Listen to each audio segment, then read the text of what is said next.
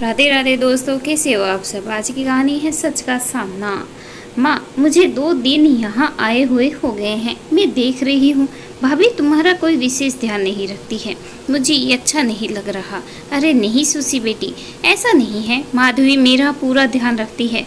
वो तो तुम आई हुई हो ना, इसीलिए काम बढ़ गया है। वह इसी में लगी रहती है। फिर इससे हम माँ बेटी को भी तो खूब समय मिल रहा है। ओह, तो ये बात है। मेरे आने से काम बढ़ गया है, यानी विलन तो मैं होगी। पता नहीं क्या बोले जा रही है। सुसी, तेरी भाभी बहुत अच्छी है। तू बैठा कर अपनी भाभी के पास। यशवंत जी सरकारी नौकरी में एक अच्छे पद पर थे, अच्छा वेतन था। एक बेटा राघव, वह बेटी सुसी के पिता थे। पत्नी पार्वती यूं तो गृहिणी ही रही। यदि चाहते तो जॉब कर सकती थी, पर उन्होंने अब बच्चों की परवरिश को ही प्राथमिकता दी। अपने दोनों बच्चों को यशवंत जी एवं पार्वती बेइंतहा प्यार करते थे। समय के अनुसार उन्होंने पहले बेटी की शादी एक अच्छे परिवार में कर दी। हालांकि बेटी सुसी बेटे राघव से उम्र में 2 वर्ष छोटी थी, पर लड़की जल्द जवान दिखने लगती है, सो उन्होंने सुसी की शादी कर दी।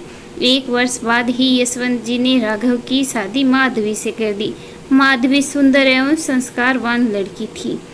माधवी अपने सास ससुर का पूरा ध्यान रखती, साथ ही घर का रख रखाव में भी रुचि रखती।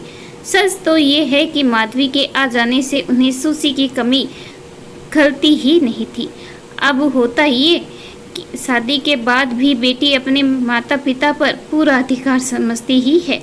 इतना ही नहीं, घर पर भी अपना पहले जैसा ही हक जमाती है। कुछ दिन को बेटी आती है और साथ ही पेट की जनी होती है, तो बेटी को मायके में शादी से पूर्व से अधिक लाड प्यार मिलता ही है।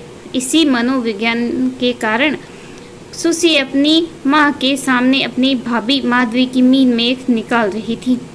माँ पार्वती ने सुसी को समझाने की कोशिश की थी कि माधवी उनका पूरा ख्याल रखती है तथा वह बहुत अच्छी है। इस प्रशंसा से सुसी और चिढ़ गई। अब उसने माधवी को सीधे ही किसी न किसी बात पर टोकना शुरू कर दिया।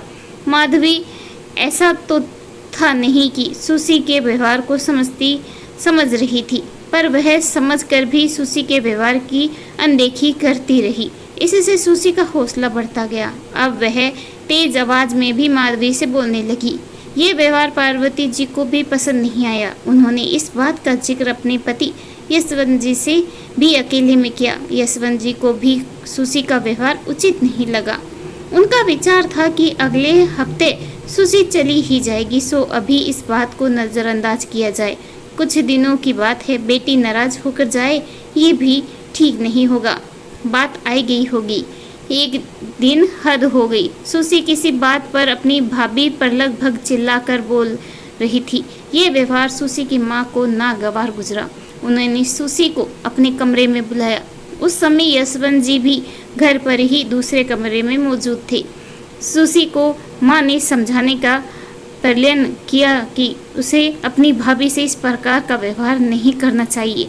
माधवी से उन्हें कोई शिकायत नहीं है, पर सुसी ने पलटकर माँ को भी तेज स्वर में जवाब देने लगी। माँ, तुम पर तो माधवी का भूत सवार हो गया है, जबकि वह बिल्कुल फूहड़ है। आप मुझे क्यों रोक रही हैं? क्या यहाँ मेरा कोई अधिकार नहीं है? पार्वती अपनी बेटी का मुंह ताकती रह गई। तभी ये सब वार्तालाप सुन सुसी के पिता यशवंत जी कमरे में आ गए। वह बोले, तुम ठीक कह रही हो बेटी। भला तुम्हारा हक यहाँ क्यों नहीं है? तुम्हारा हक है बेटी, भले ही तुम्हारी शादी हो गई हो, पर बेटा तुम्हारा हक तुम्हारी शादी के बाद भी मेरी इस घर और संपत्ति में है, जो हमने वसीयत भी कर दी है। आधा हिस्सा तुम्हारा है, पर बेटा तुम्हारा हक हमारी भावनाओं को ठेस पहुंचाने या अपनी भाभी को अपमानित करने का नहीं है।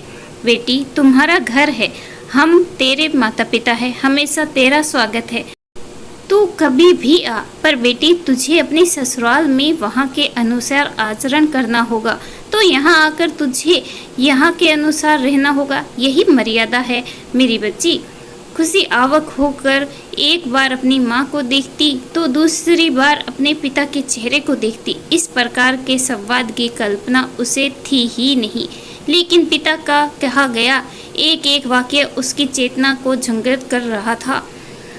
उसे लग रहा था कि वास्तव में उसने लक्ष्मण रेखा का उल्लंघन किया है। यशवंत जी ने आगे बढ़कर अपनी बेटी सुसी के सर पर हाथ रख कमरे से बाहर चले आए।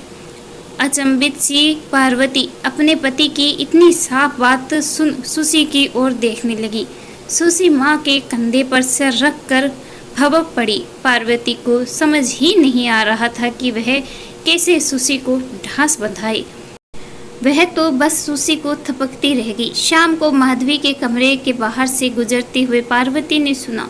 अंदर सुसी अपनी भाभी से कह रही थी, भाभी मुझे माफ कर दो, मेरा व्यवहार आपके प्रति गलत था। असल में तो इस घर की मालकिन भी आप हो और हमारी संरक्षक भी। खुशी के आंसुओं के साथ पार्वती वहां से हटकर रसोई की ओर बढ़ गई। इस कहानी के बारे में आपकी क्या राय है कमेंट करके ज़रूर बताइएगा। कहानी अच्छी लगे प्लीज़ लाइक शेयर और सब्सक्राइब करना ना भूलें। धन्यवाद।